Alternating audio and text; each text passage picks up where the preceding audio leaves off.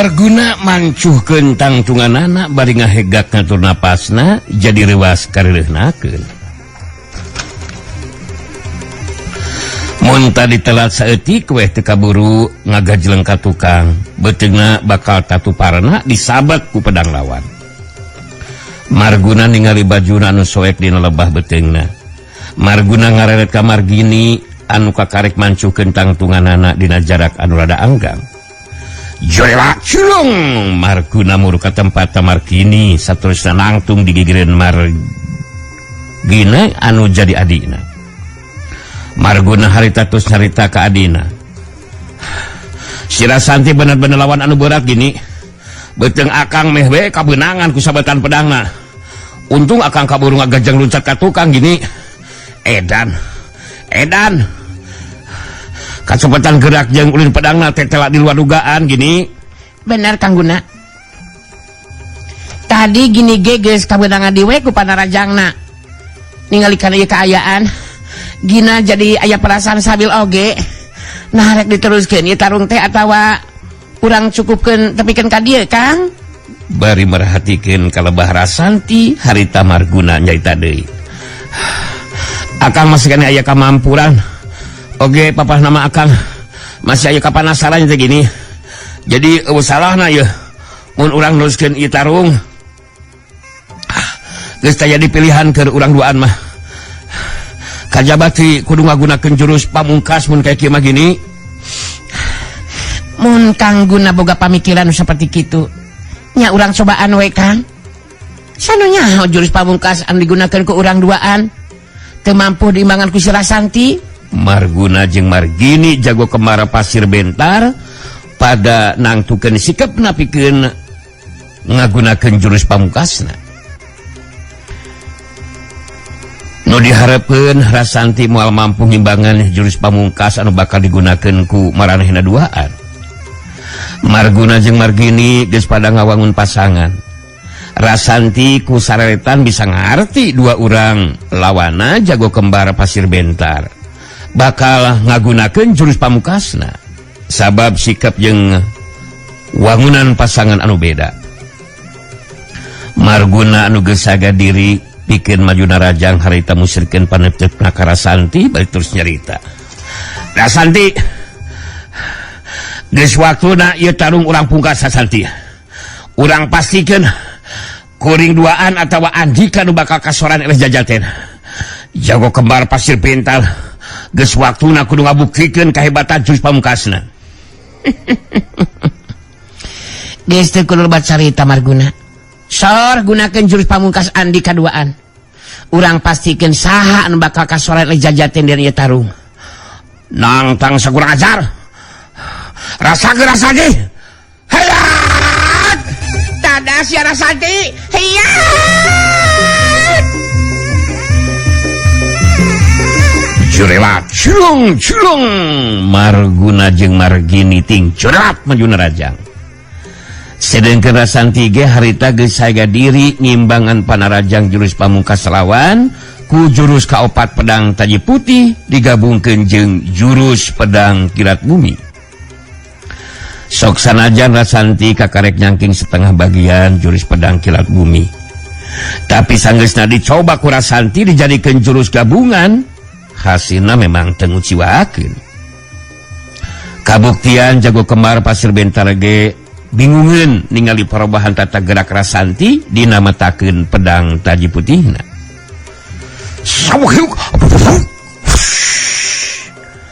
Patutur-tutur meh dina waktu anu bareng. Panarajang Marguna jeung Margini bedog nangarah kana anggota badan lawan. Jurus pamungkas anu digunakeun ku jago kembar pasir bentar tetela teu mampu ngimbangan jurus pedang gabungan nu digunakeun ku Rasanti dina waktu harita. Samaran jeung sabetan bedog anu galarang dibarengan ku kakuatan talaga lapisan sapenuhna. Harita panarajang Marguna jeung Margini pada rentas di jalan ku kacepatan gerakan anak pedang taji putih mampu ngabendung nakis panarajang dua urang lawana. Sok yuk berasa terang. Sok yuk terang. sababaraha kali kadenge sora anu ngapeureun terang bantrokan anu paling akhir mah harita bedog Marguna jeung Margini parotong jadi dua bagian. Geus teu kuateun ngimbangan kemampuan pedang Taji Putih. Sok hiuk sak berasa tang bletok hiuk sak tang bletok. Marguna jeung Margini meh bareng harita malunur ka tukang bari nyekelan bedogna anu kali tinggal sapotong. Tacan leungit tak kagetna lawan. Tacan napak anu bener dina tangtungan. Harita Rasanti geus ngajorelat luncat malasna Rajang anu leuwih ti heula di Tarajang teh Marguna. Nu di Tarajang kageteun diwe sabab manehna teu nyangka mun Rasanti bakal maju. Bakal narajang ka manehna. Marguna nyobaan haitan naki sabetan pedang Rasanti anu ngarah kana dada ditakis ku bedog sapotongna. Tapi Rasanti waktu pedangna ditakis ku bedog sapotong lawan, pedangna disorodotkeun ka handap, kapaksa Marguna ngalepaskeun cekelanana kana bedogna. Meh bareng jeung lepas bedog tina cekelan. Harita Rasanti ngasupkeun Panarajang dengan kencana ngahantem dada lawan. Dituturkeun ku suku katuh anu nunyel hulu angan lawan. Eta Panarajang geus teu sempet bisa disingkahan ku Marguna. Sok hiuk berasa terang serodot bedog dilepaskeun. Panarajang leungeun kencang ngahantem dada. Hiuk sebrodos. Disusul siku katuh nunyel hulu angan Marguna. Satunya dek ngek dek. Wah, jana.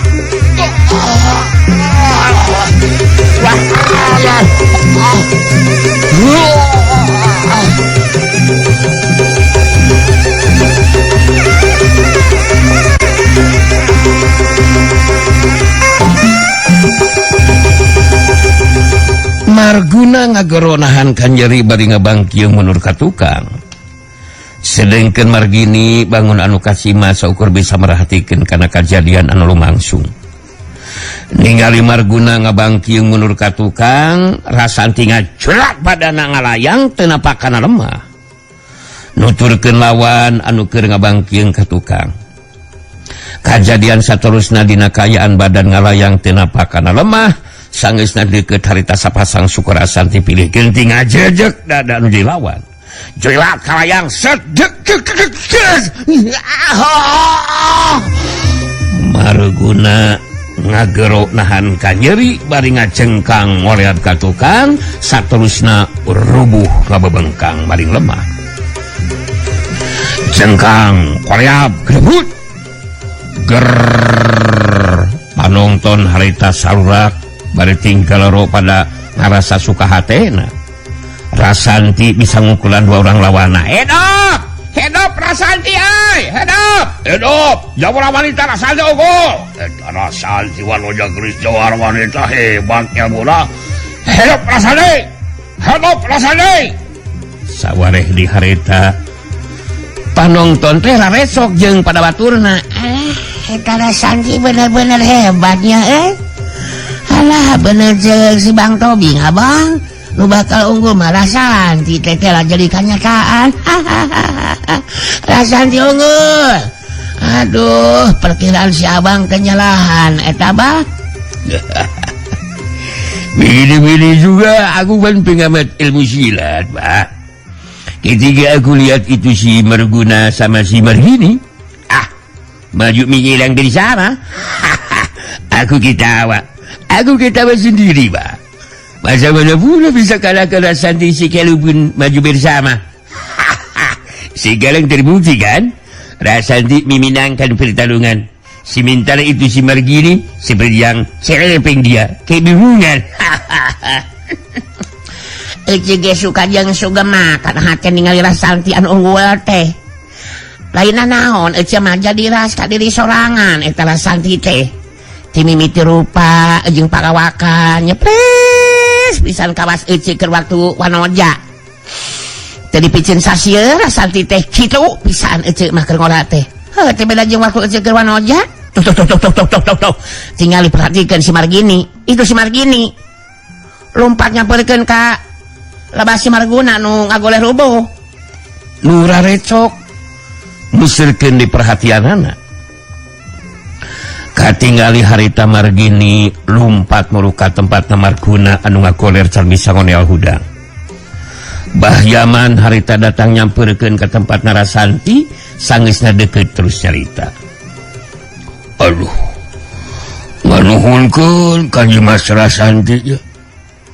Satadi nama Abah teh salempang ieu teh. Indis Nyimas kumaonam. Tapi dina pungkasan tarung tetela ieu si geulis Nyimas Rasanti nu unggul. Upami teu kabujang aya Nyimas Rasanti anu ngabantu mah aduh kakumaha nasib Abah geulis. Rasanti anu geus ngasupkeun pedang kana sarangkana harita neuteup ka Bahyaman baritus carita. Satiap nu ngalaksanakeun parentahna ti Ki Warangkas memang kedah dilawan Abah. Margi jago atawa jawara anu jadi patalukana Ki Warangkas emang disebar ka tiap-tiap lemburan Abah. Tujuanana ngaganti secara paksa nyata pupuh lembur diganti ku jalma-jalma anu aya dina pangaruh jeung kakawasana Ki Warangkas Abah. Bahyaman narik napas panjang baritus carita deui. Abah ge memang tos nguping kana eta kaayaan teh Nyimas. Nu jadi hanya kate kunaon buat kalakah ngagabungkeun diri ka pihakna Ki Warangkas nya. Eta para jago kitu deui jawara anu akhirna ngasaukur dijadikeun alat ku Ki Warangkas nya. Rasanti harita nyelang ngaret ka tempatna jago kembar ti Pasir Bentar. Katingali Marguna digondeng ku Margini geus bisa langtung. Rasanti terus netep ka Bahyaman baritus carita. Kesa kedah peulanya Bah. Abdi bade nalik heula jago kembar Pasir Bentar. Kumaha sikep jeung pamadeganana di kantornya banyak. Curelat culung celagedeg. Rasanti mancu dina tangtunganana dihareupeun Marguna jeung Margini bari ngabagikeun paneteupna ka Marguna jeung Margini harita Rasanti terus carita. Tarung geus lekasan. Kanyataan anu karanapan ku Andika duaan mangrupa kaayaan anu kudu ditarimakeun. Sabenerna mun kuring niat deleka ka Andika duaan mah bisa wae ngalakukeun tindakan anu leuwih kejem, anu leuwih telengas. Tapi kuring ngarti Andika duaan teh saukur ngalaksanakeun perintah Ki Warangkas. Anu pamohalan bisa ditolak sabab Andika duaan geus jadi patalukana Ki Warangkas. Kitu apan kaayaan Andika duaan teh nya. Marguna bari sumengir nahan ka nyeri harita maksakeun manehna ngajawab. Memang bener eta nu dicaritakeun ku Andika teh Rasanti. Kuring duaan teu bisa nolak kana parentahna Ki Warangkas. Sabab mun nolak Ki Warangkas bisa we ngalakukeun tindakan anu kejem jeung talangas ka kuring duaan Rasanti. Terus ayeuna sikap jeung pamadegan Andika duaan rek kumaha ieu? Nah masih kene tetep rek maksakeun kahayang. Jadi pupuh lembur kampung Jayanti ngagantikeun Bahyawan. Mun masih kene boga pamikiran seperti kitu. Nganu harti Andika duaan masih kene sanggup pikeun neruskeun ditarung. Marguna anu tadina sikap jeung caritanana sombong teh harita ngadadak jadi alum leungit teutepanana anu galak teh. Marguna ngajawab sorana bangun anu eueuh tenagaan. Kuring duaan geus teu untupan. Pikeun neruskeun tarung Rasanti. Da kumaha neruskeun tarungna ieu ge. Saking geus ripuhna kuring duaan teh. Pokona mah kuring duaan masa ere jajaten katitih pangarti ku anjeun Rasanti. Jadi ayeuna mah kuring duaan teh rek terus ini teh ninggalkeun ieu patempatan. Dituliskeun oge da percuma mah dina keunggulan. Rek unggul kumaha geus katitih pangarti ge mah. Geus mah rek kumaha wani datang di ka dieu Rasanti. Nyaan kuring janji Rasanti. Margini mah geus teu hayang nyarita sigana mah. Anu matak teu bilu nyarita. Rasanti harita terus nyarita deui. Hade mun kitu teh mah. Eta caritan Andika kukuring bakal dicatat dina ingetan. Lebih gancang ninggal ke dieu patempatan eta leuwih hade. Sabab mun masih kene tetep aya di dieu, ya bisa wae lah. Kuring bakal ngalakukeun nyedakan susulan ka Andika duaan. Jago kembar pasir bentar. Harita teu ngomong deui. Marguna digoneng ku Margini bari lempang jumarik jeug. Terus ini tinggalkan etapa tempatan. Rasanti harita diajakan ka jero imah naku Bahyaman jeung amu ieuh. Sedengkeun di buruan ronggeng gunung mah harita diteruskeun. Para penonton dina sajroning merhatikeun kana luhur panggung midangna ronggeng. Harita aya oge anu ngalobrolkeun ngeunaan Rasanti. Wanoja gelis rupa anu mibanda kemampuan ilmu silat, mampu ngungkulan jago kembar pasir bentar. Harita Rasanti jadi bahan caritaan. Tunda anu kacarita. Caturkeun harita si Jari Sakti jeung Sandika katut si Dugul anu keur lumampah reka paguron lintang jagat. Waktu tepi kalambur anu deket ka kampung Raharja, harita si Jari Sakti ngajakan heula leureuh bari sakalian ngeusian beuteung di salah sahiji warung anu aya di eta lembur. Si imah warung ngabagiakeun anu datang. Si Jari Sakti jeung Sandika katut si Dugul dariuk dina bangku panjang anu aya di hareupeun eta warung. Kumaha Agus Ujang? Rekalas naon atuh ieu teh atawa saukur nyaneut. Bisi dek kopi hapek, disek teh manis hapek, tah huruf jagong tah haneut keneh habulek keneh. Atuh bisi arek ngalas sangu mah haneut keneh sangu oge karek menangakeun ieu teh Agus Ujang. Si Jari Sakti harita anu ngajawab. Ngalas we, Mak. Keur tiluan ieu.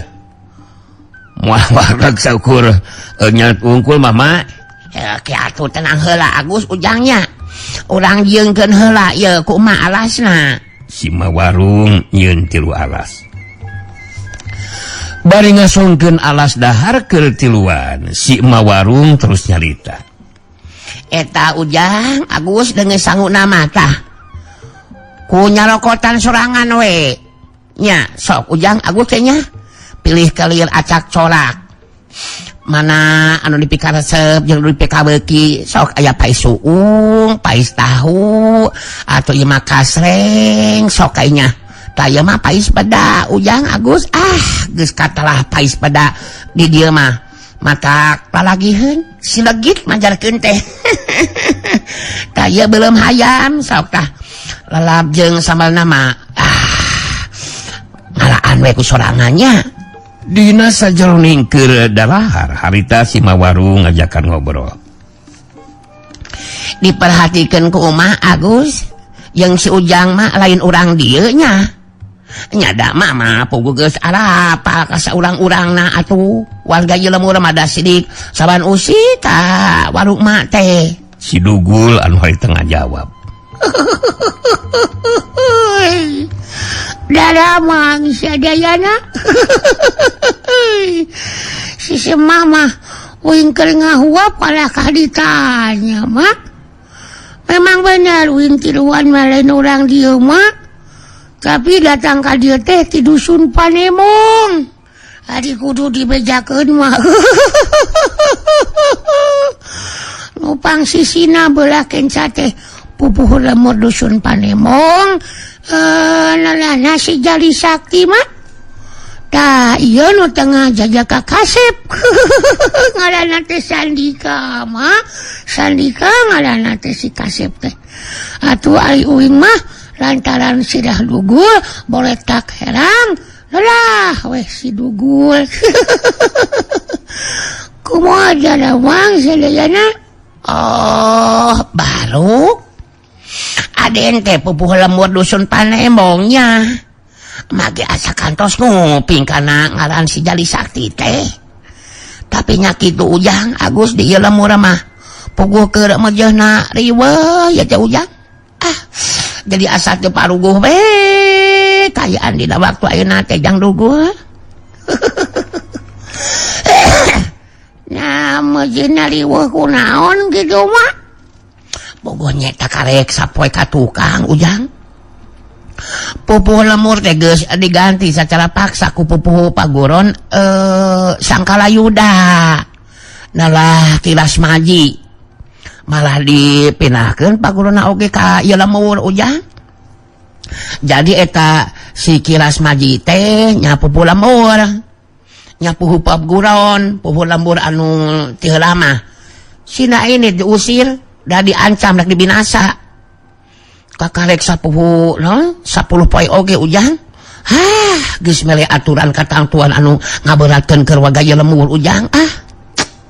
Si Jali Sakti kerung kajurung kurasa panasaran harita terus tumalnya nah aya aturan katangtuan anu ngaberatkeun warga di dieu sapertos kumaha kitu mah nya setiap paraga teh kudu kukumpul Ujang.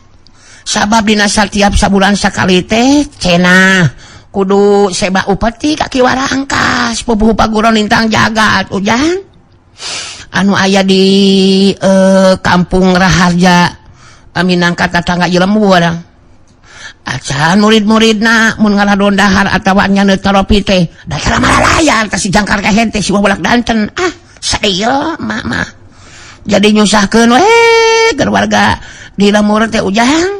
Sandika anu titata dijempe harita milu nyarita bari neuteup ka si Mawarung. Atulah diantepkeun mak. Ari geus jelas pulang urang mere aturan katangtuan nyusahkeun keur warga nama. Barontak we atuh dilawan. Da peunggeus si lemur teh awewe kabeh meunana nyamannya. Aya lalakian meunana nyamannya. Ali si Agus.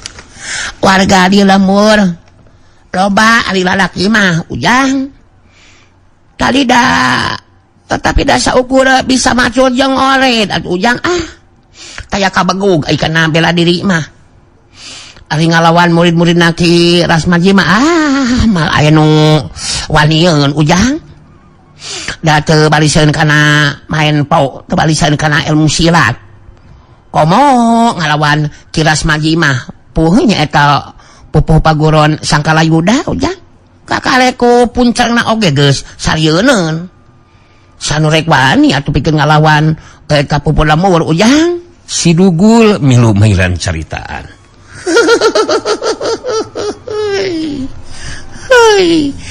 Jadi mun kitu mah Ki Rasmaji teh ya mati pihakna Ki Warangkas sanes.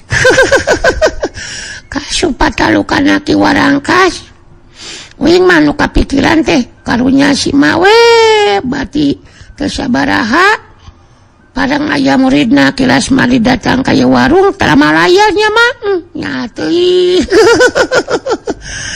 Zaman nu kawas kitu mah teu bisa diantepkeun mah. Memang teu bisa diantepkeun Jang Dugul, tapi marek bisa ngomong naon ka murid-muridna Ki Rasmadi Ujang. Puguh pangawak awewe kolot mah teh kakareku haok polototna oge geus langsung ngompol mah Jang Dugul. Biasana sok wayah kieu datang ngaradon dalahar di warung mah teh. Sandika ngaret ka si Jali Sakti anu aya di gigireun belah kencaeunana bae terus ngomong lalaunan. Urang teu bisa ngantep kana tindakan sawenang-wenang nu dilakukeun ku Rasmadi jeung murid-murid mukim Mamang Jari. Lain kuna naon karunya we ku para warga. Memang bener. Teu bisa diantepkeun mangge boga pamikiran nu sarua sang Jang Sandika. Tapi tetep urang ge ulah ngalakukeun tindakan nu sambarangan. Puguh ieu lembur teh tatanggana jeung kampung Raharja. Mun aya keribuatan di ieu lembur tangtu bakal gancang tepi bejana ka pihakna Ki Warangkas. Eta nu kudu dipikirkeun ku urang teh. Dina kayaan keur kitu rentang-rentang katingali aya nu datang. Tetela tilu urang murid paguron Sang Kalayuda. Si Mawarung mah barang ningali anu rentang-rentang datang ge langsung robah pasamona bangun anu ngemukasieun jeung kaambek. Si Mawarung terus ngomong lalaunan bari neuteup kasih jari sakti. Cek mah oge Aden, Ujang, Agus, itu kena lempang rek malurukan dia teh. Tilu urang muridna Ki Rasmadi, Ujang. Rek kadon dalahar deui, bayi teu mah aya deui we. Geura ieu mah adipati teu sapira. Aya direbogu ngapoe bajeng kayaan kieu mah Ujang, madek menang untung kumaha mah teh. Tilu urang murid paguron Sangkala akhirna tepi harita ka hareupeun warung. Ningali di warung keur aya tilu urang jalma nu dalahar, salah saurang di antarana harita nyarita ka si Mawarung. Pak, bisa nyieun tilu alas dahar teu? Bari terus siapkeun keur bawaeun ka Rasmadi. Biasa kalandapna teh we pais lukmas, belum hayam kampung, sakalian jeung lalab sambal nama. Dewe ke sarua langsung we alas dahar teh. Tumpanganku dengan sanguna mah. Sarwakeun jeung anu keur ka Rasmadi guru dewe. Eta nu kedalahar siga buru-buru init. Sok sila buru-buru init lah. Dewek tiluan hayang diuk dina eta bangku. Mung bangku panjang anu gigireunana.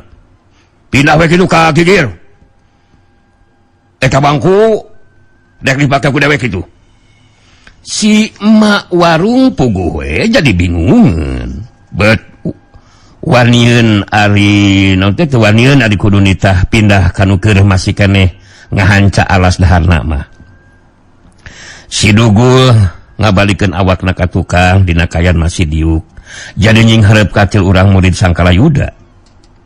Si Dugul ngabagikeun paneuteup ka tilu urang murid paguron bari tos nyarita. Dada ramang sadayana bro. Ente teh kudu nitah pindah sagarupa. Anu keur ngahanca alas. Da uing jeung dua urang batur uing ge sarua mayar atuh bos. Nya da era atuh ari dahar hayang bari teu mayar mah. Eta mah sarua we atuh bro jeung ngarampog. Kalakuan anu kitu mah mun uing tiluan dalaharna mayar memang dititah pindah oge didinya sok mayar tara anu tara mayar mah wayahna we di mana we tuh dina luhur suhunan kitu ngahuapna. Nu tadi nyarita langsung nyiap beureum beungeutna muralang ka si Dugul bari nyarita nyata ge naon sering teh prok nyinigan ka dewek tiluan sering teh urang ajar si kumawani prok. Nya teu kudu ngamak atuh bro ari teh rumasa mah. Nah make kudu jeung murulang sagarupa ari rumasa mun dahar sok mayar mah teu naon. Ieu mah geus dahar teu marantok jeung ngagubuk ongko. Karunya kasih emak euy. Bati teh sabaraha dirampok jeung dihuapkeun ungah usik. Ulah hayang ngeuna sorangan jeung jelema mah. Hayang senang bari nyusahkeun batur. Dolo heula atuh kaayaan warungna. Hayang untung bari ngarugikeun batur. Kalakuan kitu teh henteu baleg teh sanes. Saseng tiluan kurang ajar sia. Bisi si lain hayang nyaho ngaran Dewek Sutra. Anu ieu Sodik. Ieu anu saurang deui Sapri. Dewek tiluan deikeun murid paguron Sang Kalayuda. Pupuhuna Ki Rasmadi jadi sakaligus pupuh lembur. Meni bararang aja si jangkar kehed. Uing ge geus aya anu ngabejaan ngeunaan guru dirinya teh. Ngan hanya ka jadi pupuh lemburna teh meunang ngarebut sacara paksa sanes. Coba rareg terus nyeun aturan anu ngaberatkeun keur sakumna warga lembur. Pupuh lembur kawas kitu patut mah kudu di babuk jongkuruk tah. Nyeun aturan yang salahkeun warga. Nyeun undang-undang sangeunahna saboroting rakyat madek sansara dek kumaha oge tu balik pisan. bisi hayang bisi non bisi hayang nyaho wing nalah si dugul si dugul ieu anu di tengah Sandika itu nu sisi nalahna si Jari Sakti pupuh dusun Panembong. Jadi guru didinya nu ngaran Maji mah pupuh lemur anu kudu dirungkadkeun ku aing mah anjir. Suta puguh we tapi keun kamu deuli. Anu ngaran Sodik harita milu nyarita bari ngagilikeun bedogna sorana medad siga anu mapag dina irungna. Baik, udah gajal anjing. Wali gopo kawas itu sate good. Pikirlah anjing. Badai kalaka dagan gara-gara sia. Siga nu hayang ributan jeung dewek sa. Kurang ajar. Nusa urang deui ngaran sapri ge sarua milu nyarita. Yeh. Nyahe meni sangeunahna kitu di dinya nyaritana dugul.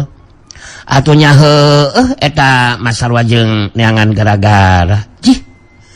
Atuh puguh dewek tiluan jadi kesungging. Nyaho, memang bener dewek mun dahar di tara mayar. Tapi nyaho, apan eta mah lain urusan didinya. Lain urusan didinya dugul.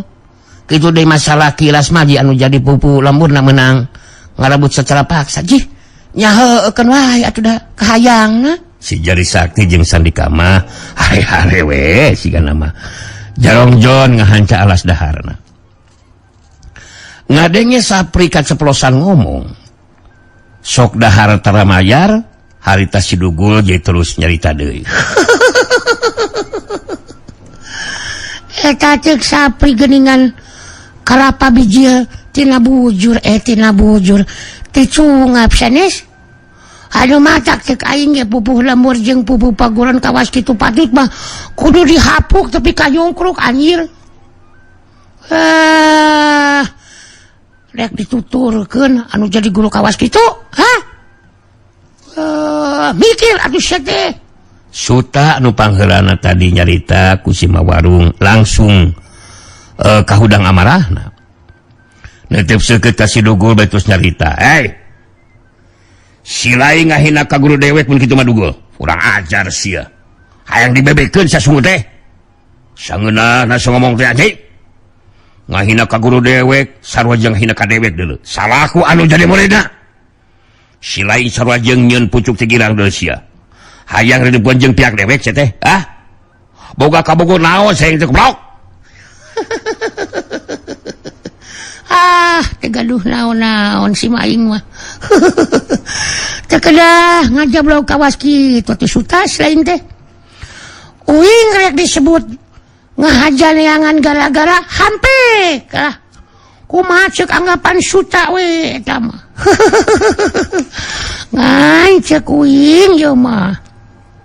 Si Rasmaji kawas kitu kalakuanna mah naon tuturkeunana sanes. Anu matak didinya tiluan eueuh anu wani mere pangwarah kuing di warahna tah si Darmaji teh si Darmaji si Rasmaji teh suta. Suta geus teu bisa ngadalikeun diri langsung nangtukeun sikap napikeun ngalakukeun tindakan ka si dugul bari muralang harita tos nyarita buktikeun kamampuan si laing mun heueuh rek ngawarah ka guru dewek dugul sia. Di dolaga sia talung jeung dewek sia. Hayya! Suta ngagajeng luncat modu ka tempat anu lega. Tapi barang tepi ka tempat anu dituju Suta jadi kageteun. Sabab si dugul geus kasampak maju dina tangtunganana di hareupeun Suta. Gerakan si dugul teu kanyahoan. Ngan sakore patis ngacelat miheulaan ke tempat anu dituju ku Suta. Urang geus nungguan Suta. Ente kakarek datang geuningan. Prok. Gerakanana kurang cepet atuh tak. Kudu kawas uing gerakanana. Rek bisa jadi jago kumaha anjir. Gerakan kawas kitu patuh tak. Kudu dilatih deui eta ilmu pangenting badana tak karena 30 tahun lima kakara begug sanis Suta langsung ngawangun pasangan bari masak bedogna murelang kasih dugul baitus nyarita blok dewek tempat duli selain lemor atawa rek ngagunakeun pakarang anu jelas kangaranan dewek geus masak bedog ieu bedog bakal karasa amis tiis ku si lain sia mun geus keuna kana anggota badan si lain dugul tong nafsu teuing sakoplok tenang we tenang bebebenangan tong wakang ngaheulakeun ngumbar caritaan atuh sia teh buta nya ge kaayaan uing kawas kieu eta bedog nu digunakeun ku dirinya teh rek bisa keuna kumaha ari teu bisa mangtakeunna nama senis aduh matak uing teu kudu ngagunakeun pakarang dasar najan suta ngagunakeun pakarang teu bisa make nama percuma atuh buta mending can dipake ya we melahan suluh atuh melahan peuyeum kitu tah sabuta kurang ajar bangsat segan rasakeun sadugul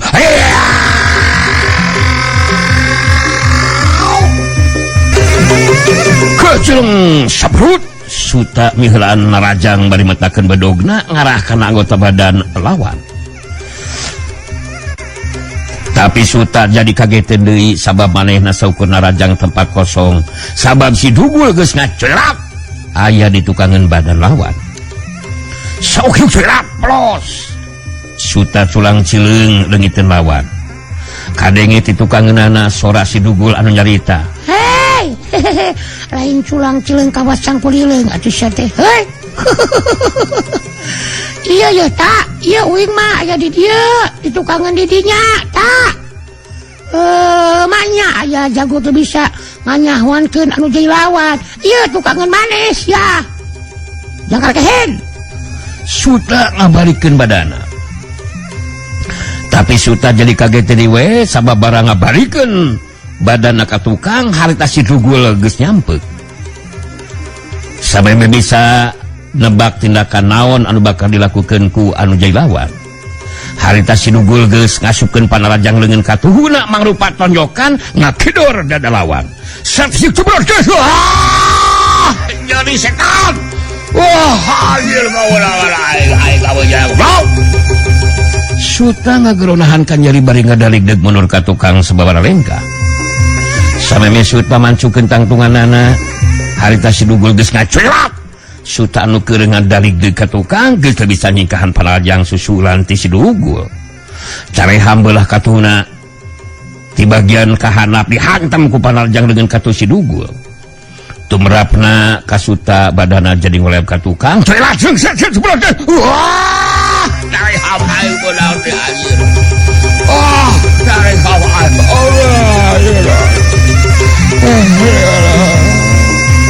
Suta ngageronahan kan nyeri bari badana ngoleb ka tukang koleab kebut harita subuh Suta roboh babangkang maring lemah ningali kana eta kayaan puguh we Sodik jeung Sapri batur pagurona kaget rindikeuna sabab